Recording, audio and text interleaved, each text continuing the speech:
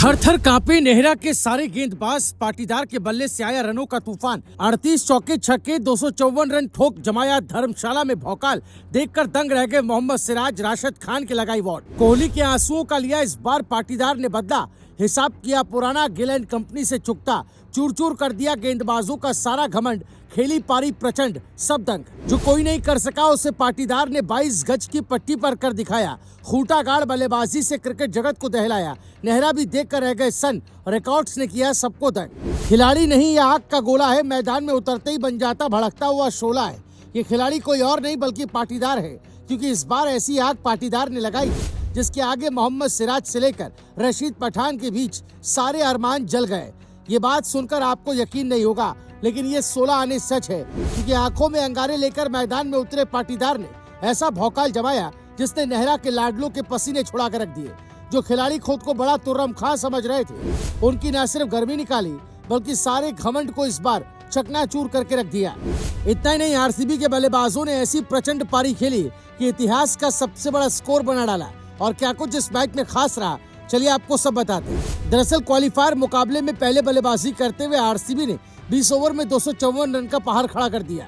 ये सिर्फ स्कोर नहीं था बल्कि रिकॉर्ड्स का तूफान था, क्योंकि आईपीएल प्लेऑफ इतिहास में पहली बार किसी टीम ने 250 का आंकड़ा पार किया।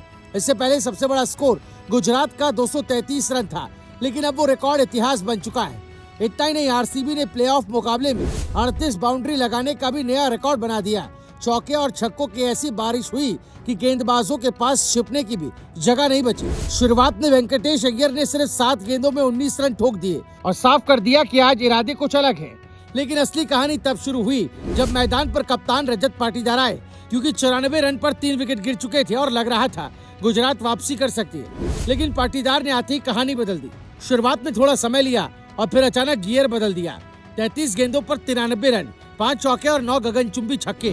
स्ट्राइक रेट 280 के पार। गेंद चाहे तेज हो या स्पिन, हर गेंदबाज की लाइन और लेंथ बिगड़ गई। खास बात ये रही कि वो सिर्फ रन नहीं बना रहे थे, बल्कि मैदान के हर कोने में शॉट्स खेलकर संदेश दे रहे थे कि कप्तानी का दबाव उन्हें नहीं रोक सकता। प्लेऑफ में ये उनकी छठी पारी थी और आंकड़े देखिए, 338 रन, औसत 112 से ज्यादा और स्ट्राइक रेट 193।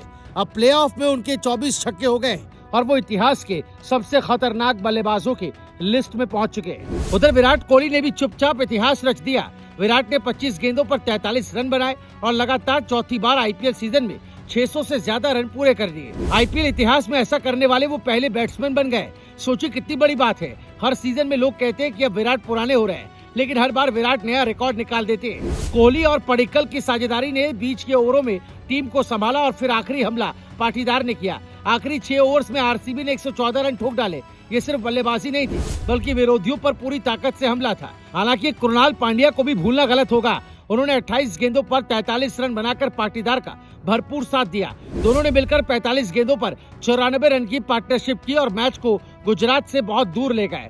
दूसरी तरफ गेंदबाजों की हालत ये थी कि कोई योजना काम नहीं कर रही थी। रबाड़ा, होल्डर और प्रसिद्ध कृष्णा विकेट जरूर ले पाए, लेकिन रन रोकने का कोई तरीका नहीं मिला। हर ओवर के साथ दबाव गुजरात पर बढ़ता गया। डगआउट में बैठे खिलाड़ी भी हैरान दिखाई दिए, क्योंकि ये सिर्फ हार का डर नहीं था, बल्कि रिकॉर्ड टूटने का तूफान था। अब सबसे बड़ी चर्चा एक ही बात की हो रही है कि इस बार आरसीबी सच में ट्रॉफी की तरफ बढ़ रही है, क्योंकि जिस अंदाज में कप्तान पाटीदार ने मोर्चा संभाला है, उसने फैंस के अंदर नई उम्मीद भर दी है। Bureau report, Bharat positive.